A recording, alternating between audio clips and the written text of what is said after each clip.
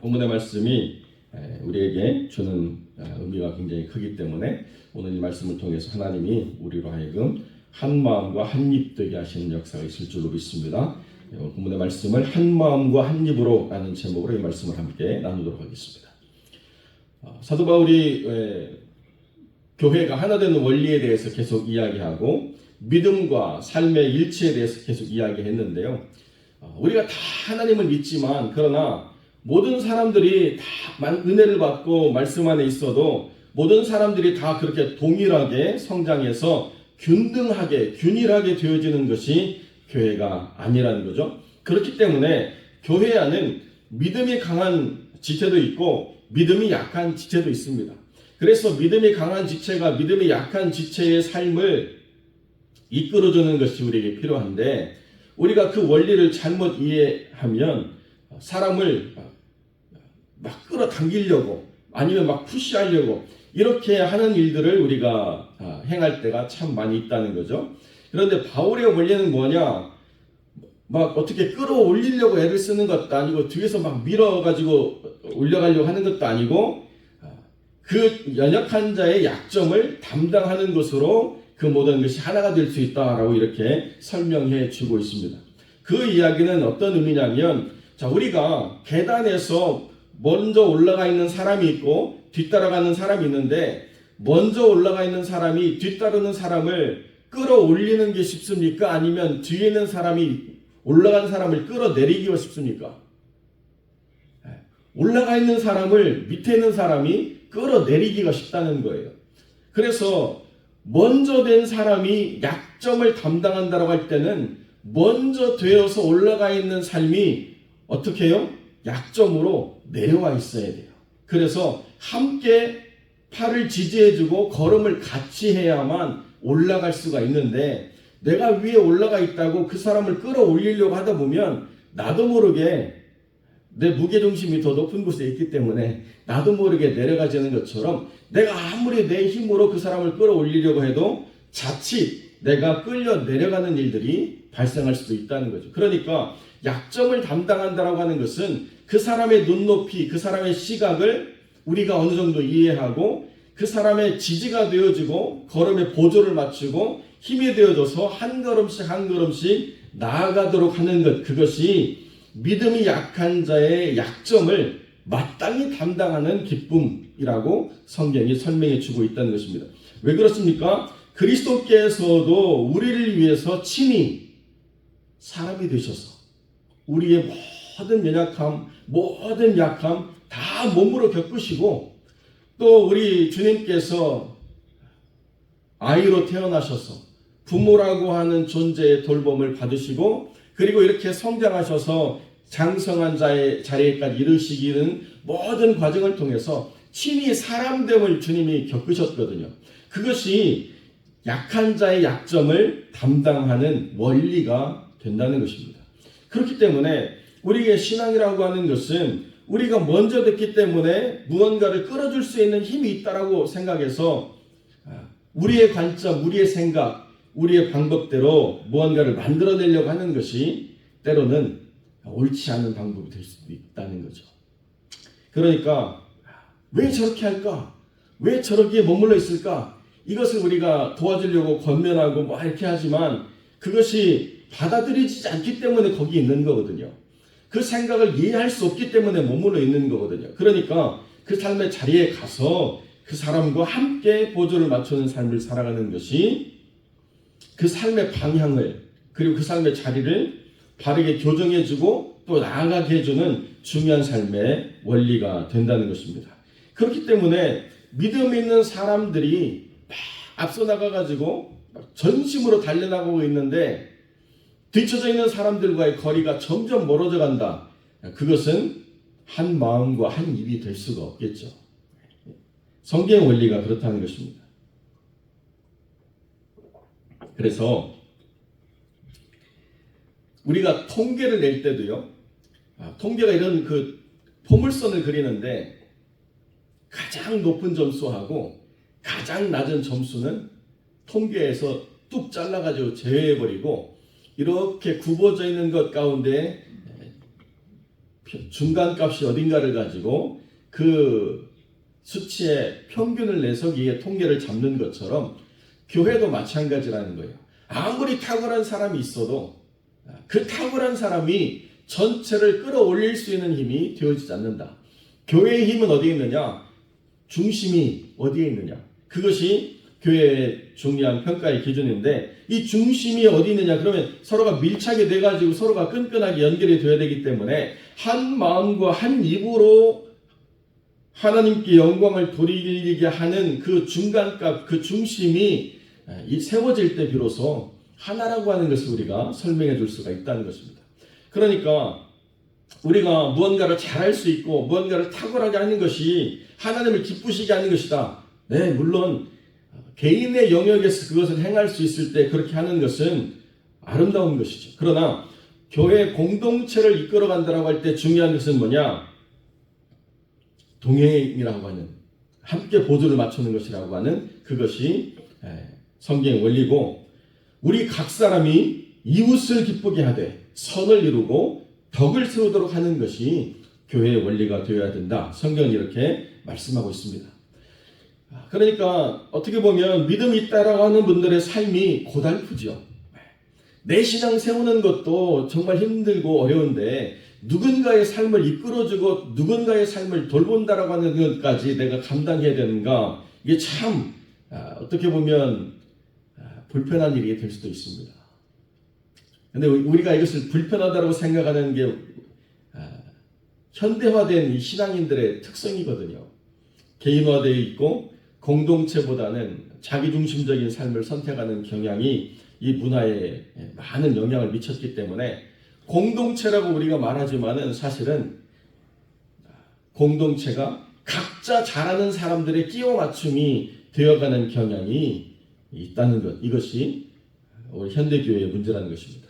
각자 잘하는 사람들끼리 자기 일을 잘하는 그런 연합이 잘 되어지지 않거든요. 그러니까 주님께서는 무언가를 잘하는 것보다도 하나 되는 교회가 강한 교회고 힘 있는 교회고 능력 있는 교회라고 우리에게 계속 가르쳐주고 계시다는 것입니다. 그렇기 때문에 우리가 믿음 안에서 서로 돌아보아 사랑과 선행을 격려하고 모이기를 패하는 자들의 습관과 같이 하지 않고 종말이 가까이 오면 볼수록 더욱더 모이기에 힘쓰는 자들이 되라고 말씀하실 때 서로가 긴밀하게 가까워져야 저 사람의 약함이 무엇이구나, 내가 도와줘야 되겠다. 저 사람의 부족함이 무엇이구나, 저것을 내가 좀 함께 짐을 덜어주는 삶을 살아야 되겠다. 그렇게 서로의 삶이 눈에 보이고 느껴지고 또 돕고자 하는 마음을 통해서 이렇게 끈끈하게 연결이 되어질 때 비로소 교회가 하나 되는데, 누가 어떤 삶을 살아가는지, 누가 어떤 연약함 가운데 있는지, 무슨 짐을 지는지 알 수 없는 각 개인의 조합으로 우리가 교회를 세운다라고 하는 것은 지극히 위험하다는 것이죠. 그래서 성경이 원하는 바대로 우리가 하나님 안에서 누군가의 약함을 우리가 담당하려고 할 때에 인내와 위로의 하나님이라고 하는 하나님 되심을 우리가 경험할 수 있다는 것입니다. 하나님이 나를 이렇게 오랫동안 품으셨구나. 내가 이렇게 변하지 않고 내가 이렇게 하나님 뜻을 거역하는 존재로 살아왔는데 내가 이렇게 하나님 안에서 큰 은혜를 받고 살았구나. 그거를 언제 느끼냐면 누군가의 약함을 감당할 때 느낀다는 것입니다. 이것이 하나님을 알아가는 방법이라는 거죠. 그리고 우리에게 큰 위로가 되시는 하나님이심을 또한 우리가 경험하게 된다는 것입니다. 누군가의 약함, 아픔 이러한 것들을 서로가 나누어질 때에 하나님이 우리에게 누구이신가를 분명하게 우리가 경험하게 되고, 그로 말미암아서 뜻이 같게 되는 일들이 이루어진다. 예수 그리스도를 본받는 삶이 있기 때문에 그렇다는 것입니다. 우리가 예수 그리스도를 본받는다라고 하는 것이 단순히 어떠한 영적인 것만 추구해서 예수 그리스도를 본받는다는 것이 아니고, 지체된 주 안에서의 형제 자매를 우리가 섬기고 돌보고 그 약함을 긍휼히 여길 때 그것이 예수를 본받는 삶이 되어진다라고 성경이 우리에게 가르쳐주고 있다는 것이죠.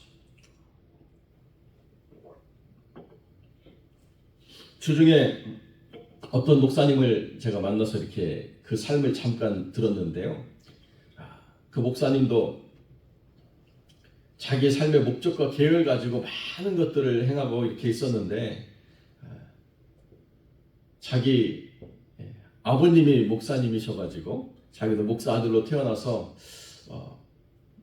참 목사가 대를 위해서 되는 축복을 이렇게 누리게 됐나 봐요. 그런데 자기 생각에 이제 큰 도시로 가가지고 자기 계획을 다 펼쳐낼 수 있는 모든 플랜을 세웠는데 갑자기 아버지께서 전화가 왔다는 거예요. 야, 네가 꼭 이 교회로 와야 되겠다.